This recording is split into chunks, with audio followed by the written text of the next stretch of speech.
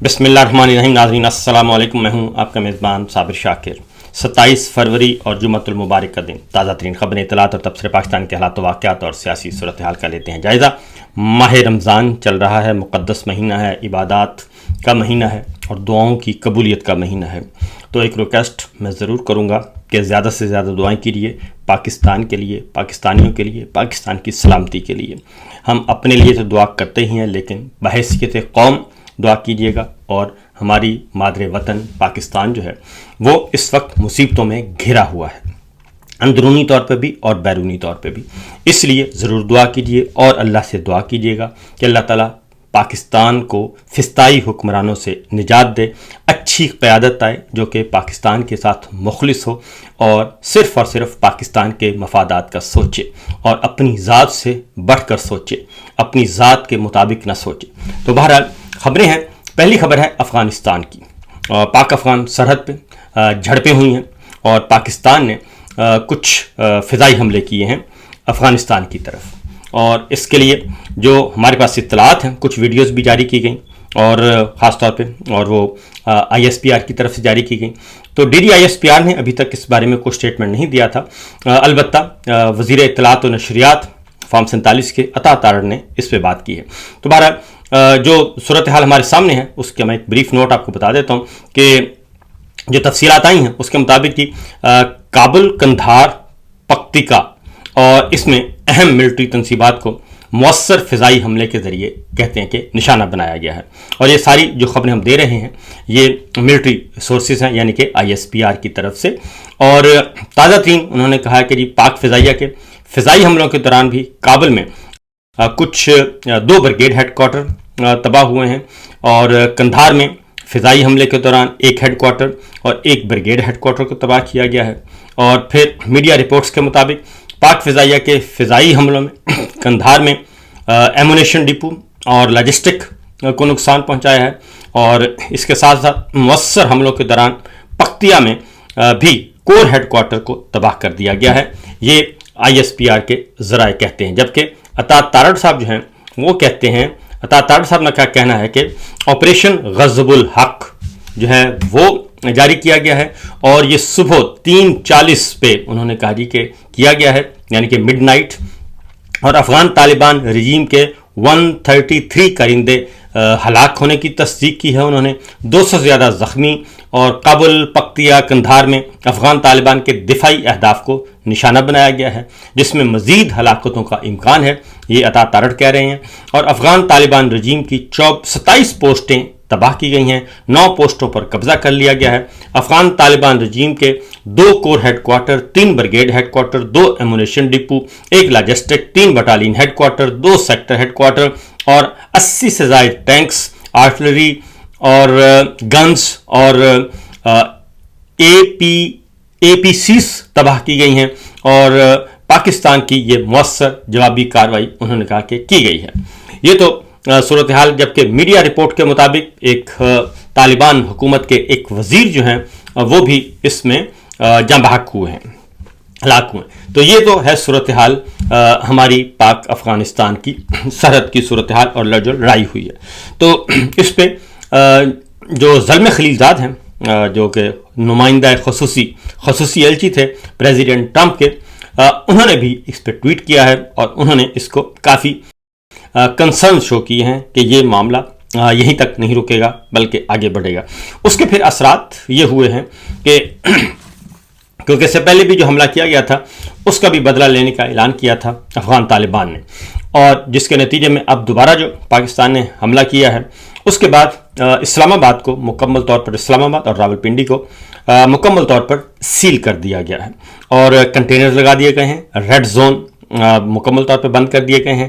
Security high اور بلکہ highest alert کے طور پہ کر دی گئی ہے. اور چونکہ خطرہ ہے کہ جو ہے دہشت گردی کے واقعات ہو سکتے ہیں اور خودکش حملے ہو سکتے ہیں، کیونکہ اس سے پہلے بھی جو اطلاعات تھیں اور جو مجھے لگتا ہے کہ یہ جو کی گئی ہے کارروائیاں کی گئی ہیں کہ اطلاعات تھیں کہ جو پہلے حملے کیے گئے ہیں پاکستان نے کیے تھے، کارروائیاں کی تھیں، اس کا رد عمل آنے کا خطرہ تھا. जिसके नतीजे में ये प्रीएम्प्टिव स्ट्राइक जो है रات की गई दोबारा से। तो बहरहाल ये कोई अच्छी इत्तला नहीं है, अच्छी खबर नहीं है, क्योंकि हमारी जो मगरबी सरहदें हैं वो हमेशा से महफूज रही हैं। और इसमें जो सबसे ज़्यादा इम्पॉर्टेंट इसमें मसला है वो है बगराम एयरबेस, क्योंकि अमेरिका जो है वो बगराम एयरबेस दोबारा हासिल करना चाहता है लेकिन अफ़गान तालिबान बगराम एयरबेस देने के लिए तैयार नहीं। दूसरी इसको अगर इंटरनेशनली देखें तो एक और वजह भी है, और वो है कि सी पैक और चाइना को रोकना है। अमेरिका हर सूरत में इस खित्ते में एक अपना अड्डा चाहता है, अपना ठिकाना चाहता है, और उसके लिए ये सब कुछ किया जा रहा है। और ईरान पे एक तरफ ईरान में रजीम चेंज ऑपरेशन का प्रोग्राम है, और उसके साथ ही अफ़गान तालिबान को भी की हुकूमत का भी तख्ता उलटने का प्रोग्राम है। तो ये दोनों आपस में इंटरलिंक हैं, और इसमें पाकिस्तान चूँकि हमारा मसला ये है, हमारी जो ट्रेजेडी है वो ये है कि रियासत और रियासती इदारों को कुछ नहीं पता। कभी भी अफ़गान पॉलिसी जो है वो ना ही पार्लियामेंट में डिस्कस हुई, और ना ही काबीना में, और ना ही नेशनल सिक्योरिटी कमेटी में अभी तक ऐसा कोई इजलास नहीं हुआ। बंद कमरों में हो रहा है, इसलिए बंद कमरों के नताइज जो हैं वो काफ़ी भयानक होते हैं। माजी यही बताता है। इसलिए जनाब इस लड़ाई में हमें क्या मिलेगा और कितना फ़ायदा होगा, कितना नुकसान होगा, मेरा ख्याल है कि नुकसान ज़्यादा होगा और फ़ायदा कम होगा। उसकी वजह है कि हमारी एक तरफ हमारी ईरान की कशीदगी है, दूसरी तरफ इंडिया के साथ मामलात ख़राब हैं, तीसरी तरफ अफ़गानिस्तान हो गया। तो हमारे तो किसी के साथ भी, हमसाये के साथ ताल्लुकात सही नहीं है। फिर एक और बात जो आ गई वो जहाँ से ये सारी ट्विस्ट होती है स्टोरी, वो ये है कि नरेंद्र मोदी और नेतन्याहू की एक AI आर्टिफिशियल इंटेलिजेंस जनरेटेड एक वीडियो वो आ गई, और उसमें उन्होंने कहा कि जी वो जिसमें वो कह रहे हैं कि हम अफ़गान तालिबान को, अफ़गानिस्तान को सपोर्ट करेंगे अगेंस्ट पाकिस्तान। तो वो भुट्टो फैमिली की चश्म चिराग ने उसको ट्वीट भी कर दिया, लेकिन उसके बाद फिर उसको डिलीट करना पड़ा। तो ये जो प्रोपेगेट किया जा रहा है इससे काफ़ी मसाइल ख़राब हुए हैं, और इसका मतलब है कि समथिंग एल्स जो है बिहाइंड द सीन कुछ और भी है, क्योंकि पहले से हम देखते आ रहे हैं कि सी पैक रूट जो है और बेल्ट एंड रोड इनिशिएटिव जो तिजारती राहदारी है चाइना से पाकिस्तान और आगे अफ़गानिस्तान, और अफ़गानिस्तान से आगे सेंट्रल एशियन स्टेट्स, और फिर इधर इस तरीके से पाकिस्तान से बलूचिस्तान, गिलगित बल्तिस्तान से बलूचिस्तान, ग्वादर बंदरगाह। तो ये सारे का सारा एरिया जो है वो अनरेस्ट है, और जब तक ये एरिया अनरेस्ट रहेगा और वहाँ पे इसी तरह से मामलात ख़राब रहेंगे तो सी पैक रूट नहीं चल सकता। चाइना जो है वो अपने इक़्तिसादी तिजारती राहदारी को भरपूर उससे इस्तेफादा नहीं कर सकता। चाइना को तो जो नुकसान होगा हमें भी हो रहा है, क्योंकि हम सी पैक को एक बहुत ही रोल मॉडल के तौर पे ले रहे थे, और परवेज़ मुशर्रफ साहब के ज़माने में हमें बताया जाता था, शौकत अजीज़ साहब के ज़माने में, कि ये गेम चेंजर साबित होगा। लेकिन सी पैक ने बन गया और काम भी शुरू हो गया। ग्वादर बंदरगाह भी तैयार है, एयरपोर्ट भी तैयार है, लेकिन फंक्शनल नहीं है। तो अभी तक गेम चेंजर नहीं, बल्कि वो हम उसी दलदल में फंसे हुए हैं। तो देखते हैं कि हमारे अस्करी हुक्मरान जो हैं वो कब ये बैरूनी लड़ाइयों और बैरूनी एजेंडों से अपने आप को आज़ाद करते हैं। ये तो मामला हो गया जी एक तरफ। दूसरी जानिब अगली खबर वो है इमरान खान साहब की, क्योंकि असल खबर वही है। इमरान खान के साथ जो कुछ किया जा रहा है, जो कुछ किया गया, अब वो इंटरनेशनलाइज हो चुका है, मामला बैनुल अक़वामी सतह पर आ चुका है।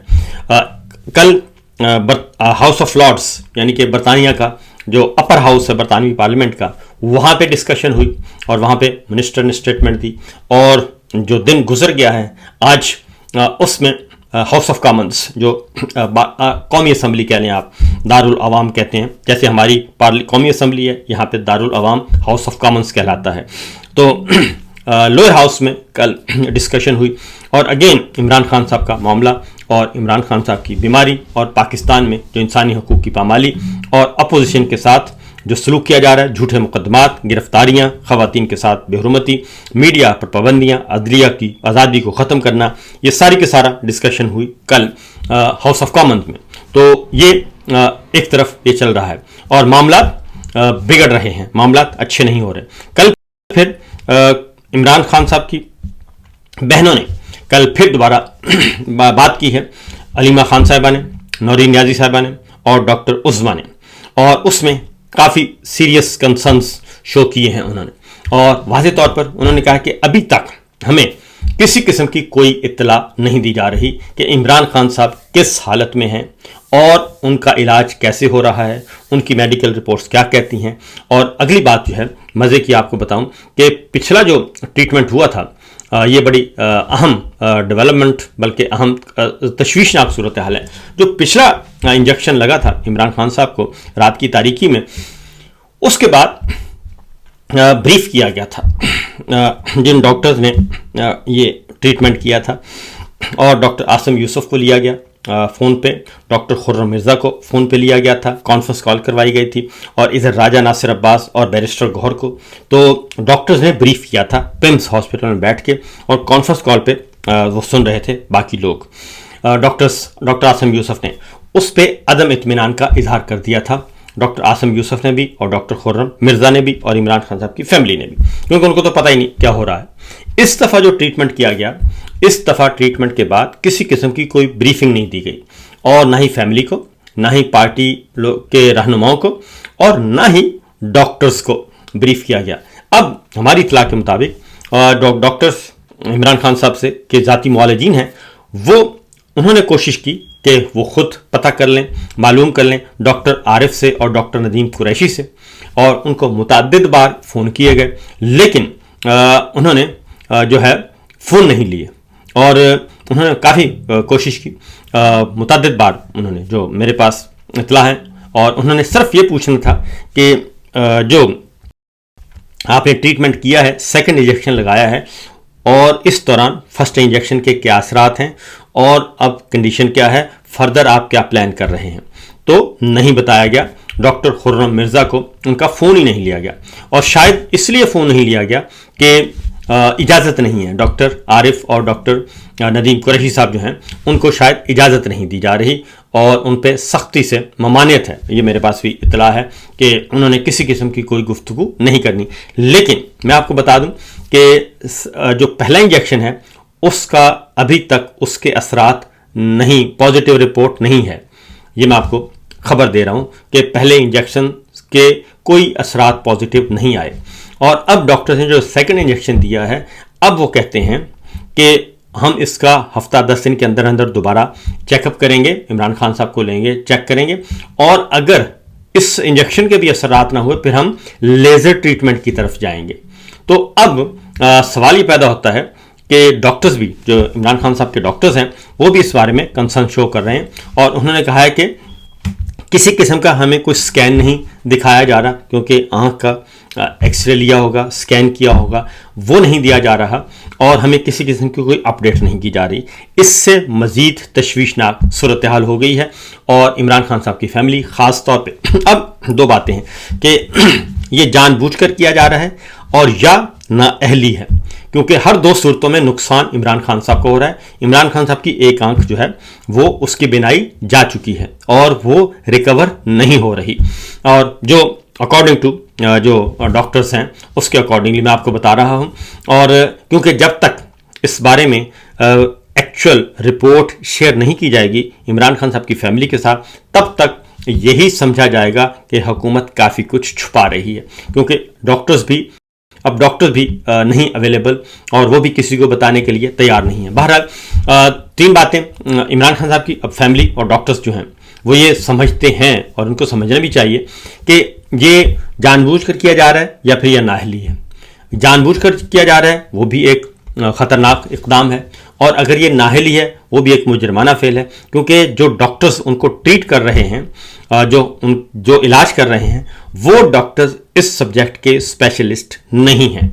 ये भी एक अगली बात है। तो लिहाजा ये मामला अभी वहीं का वहीं है। उसके बाद फिर ये हुआ है कि इमरान खान साहब के जो बेटे हैं कासिम और सलमान, कल वो अपेयर हुए BBC पे, और BBC पे अपेयर होके उन्होंने इंटरव्यू दिया, और उसमें 3-4 बातें उन्होंने बहुत ही सख्त की हैं। उन्होंने कहा कि हमें तो यहाँ तक 2-3 दफ़ा बताया गया कि इमरान खान साहब اس دنیا میں نہیں رہے، اور انہوں نے کہا کہ یہ ہمیں خطرناک اطلاعات جو ہیں وہ بتائی گئیں، اور لیکن اللہ کا شکر ہے، انہوں نے کہا جب ہماری بات ہو گئی تو کم از کم یہ خبر تو غلط ثابت ہوئی۔ اور اس کے بعد انہوں نے کہا کہ ہاں ایک بات ضرور ہے، انہوں نے کہا کہ اس وقت ہمارے والد کی زندگی کو واقعتاً خطرہ ہے، کیونکہ ان کو مسلسل اندھیرے میں رکھا جاتا ہے، ان کو مسلسل 23 گھنٹے تک کال کوٹھڑی میں رکھا جاتا ہے، اور ان کو سہولیات میسر نہیں ہیں، اور اس لیے انہوں نے کہا کہ ہم اس سلسلے میں بہت زیادہ پریشان ہیں۔ اور اس کے علاوہ انہوں نے کہا کہ ان کی آنکھ جو ہے، اور عمران خان کو انہوں نے کہا جی کہ 23 گھنٹے ایسے سیل میں رکھا جاتا ہے جہاں نہ سورج کی روشنی ہے اور نہ ہی کوئی اور ان کو فیسلٹی ہے۔ اس لیے ہماری 2 ہفتے پہلے انہوں نے کہا بات ہوئی، اور اس کے بعد ہماری کوئی گفتگو نہیں ہو سکی، جبکہ ہفتے میں 1 گفتگو ہونا لازمی ہے۔ اس کے علاوہ انہوں نے کہا کہ یہ بھی ہمیں بتا دیا گیا ہے کہ ہمیں جو بتایا گیا وہ یہ کہ عمران خان صاحب کی جو آنکھ ہے ایک جو ہے وہ ضائع ہو چکی ہے، اور ہم نے اب دوسری آنکھ بچانی ہے کسی بھی طریقے سے، اور سرکاری ڈاکٹر انہوں نے کہا سرکاری ڈاکٹر یہ کہہ رہے ہیں، تو ہمیں اس وقت جینون رسک ہے عمران خان صاحب کو، اور ہمیں دوسری آنکھ اس کی بچانی ہے اور ان کی زندگی بھی بچانی ہے۔ تو یہ صورتحال جو ہے یہ کافی سنجیدہ نوعیت کی ہے، سنجیدہ سوالات، اور عمران خان صاحب کی فیملی بھی آ چکی ہے میدان میں، اور مسلسل بہنیں تھیں پہلے، اب بیٹے جو ہیں وہ اس چیز کو ریز کر رہے ہیں۔ اور اس میں BBC نے جب سوال پوچھا کہ جیل میں وہ کس کنڈیشن میں ہیں، تو عمران خان صاحب کے بیٹوں نے کہا کہ عمران خان کو بدترین قید تنہائی میں رکھا ہوا ہے، ایک ڈیتھ سیل ہے جہاں پہ کوئی کسی قسم کی کوئی روشنی نہیں، کوئی کچھ نہیں۔ تو یہ جو چیزیں ہیں جی یہ کافی گمبھیر ہوتی جا رہی ہیں، اور اسی لیے انٹرنیشنل پریشر بھی بڑھتا جا رہا ہے۔ تو ایک طرف یہ معاملہ ہے، اور دوسری طرف افغانستان کے ساتھ جنگ جو ہے وہ چھیڑنے کی کوشش کی جا رہی ہے۔ تو بہرحال معاملہ جو ہے آنے والے دنوں میں اصل خبر یہی ہے، کیونکہ اگر آپ افغانستان کے بارے میں اگر انٹرنیشنل ایجنڈے کا حصہ بنتے ہیں تو اس کے خطرناک نتائج برآمد ہوں گے، اور یہ نہ ہو کہ اس کو بھی پولیٹیکلی لوگ دیکھیں، کیونکہ توجہ ہٹانے کے لیے بھی تو یہ سب کچھ ہو سکتا ہے۔ تو دیکھتے ہیں کہ کیا ہوتا ہے، کیونکہ جس طریقے سے ویڈیوز تیار کی گئی، میرا خیال ہے کہ ان ویڈیوز کی ضرورت نہیں تھی کہ وہاں پہ جنگ چھڑی ہوئی ہے اور وہاں سے پھر ویڈیوز بھی آ رہی ہیں کہ جی ہم نے یہ کر دیا، ہم نے وہ کر دیا، ہم نے یہ کر دیا، تو اس سے ساری کارروائی جو ہے وہ پھر مشکوک بھی ہو جاتی ہے۔ فی الوقت اتنا ہی، اجازت دیجیے، اللہ حافظ۔